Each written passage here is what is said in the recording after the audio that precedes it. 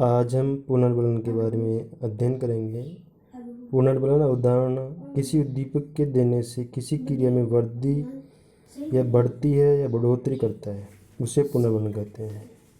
पुनर्बलन का अर्थ है कि पुनर्बलन के देने से किसी कार्य के करने की गति आती है। पुनर्बलन अवधारणा का सर्वाधिक प्रयोग मनोवैज्ञानिक प्रयोग और ध्यान दिलाने वाले मनोवैज्ञानिक स्किनर थे, जिन्होंने क्रिया प्रसूर सिद्धांत दिया था। अगर बात करें पुनर्बलन सिद्धांत का संबंध C.S. हल, पुनर्बलन सिद्धांत किसने दिया? C.S. हल ने दिया था। किसी क्रिया अनुक्रिया की शक्ति में वृद्धि बढ़ोतरी करने वाला पुनर्बलन कहा जाता है। कहने का मतलब है कि पुनर्बलन देने से किसी क्रिया के किसी अनुक्रिया के करने की शक्ति में वृद्धि होती है, बढ़ोतरी होती है। पुनर्बलन मुख्य रूप से दो प्रकार के होते हैं, सकारात्मक पुनर्बलन और नकारात्मक पुनर्बलन, जिसको हम ऋणात्मक पुनर्बलन भी कह सकते हैं। सकारात्मक पुनर्बलन में आते हैं प्रशंसा, पुरस्कार, धन, संपत्ति। धन को विशेष तौर से ध्यान रखना कि ये प्रशंसा और पुरस्कार और धन संपत्ति, इनको देने से अनुक्रिया की गति बढ़ेगी या वृद्धि होगी या शक्ति में वृद्धि होगी।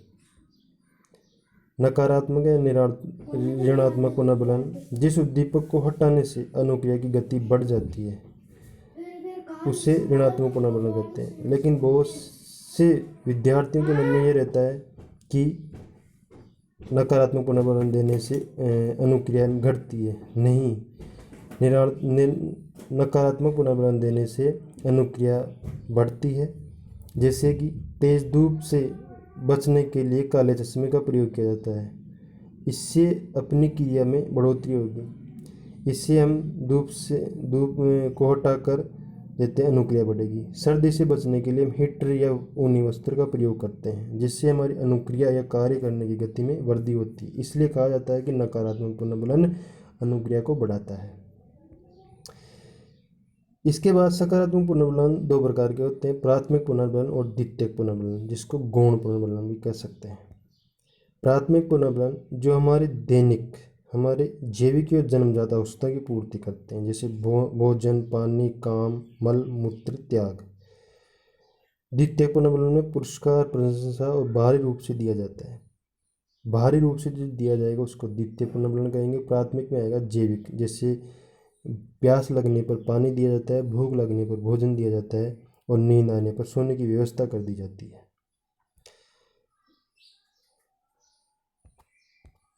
इसके बाद सकारात्मक नकारात्मक पुनर्बलन दोनों ही अनुक्रिया की शक्ति को बढ़ाते हैं। याद रखना है कि नकारात्मक पुनर्बलन हो या सकारात्मक, कोई सा भी पुनर्बलन हो वह अनुक्रिया को बढ़ाएगा। सकारात्मक पुनर्बलन में दिया जाता है भोजन, पुरस्कार दिया जाता है, जबकि नकारात्मक पुनर्बलन में हटाया जाता है किसी चीज़ को। जैसे सर्दी के लिए हम हीटर या वस्त्र का प्रयोग करते हैं, सर्दी को हटाने के लिए। दंड को हम नकारात्मक पुनर्बलन में शामिल नहीं किया जाता है। ये याद रखना कि दंड कभी भी नकारात्मक पुनर्बलन में शामिल नहीं होता है, क्योंकि दंड अनुक्रिया शक्ति को घटाता है, कमज़ोर होती है इससे अनुक्रिया। जैसे लेट आने पर, जुर्माना करने पर विद्यार्थी की जो अन्य की क्रिया है वो कम हो जाएगी।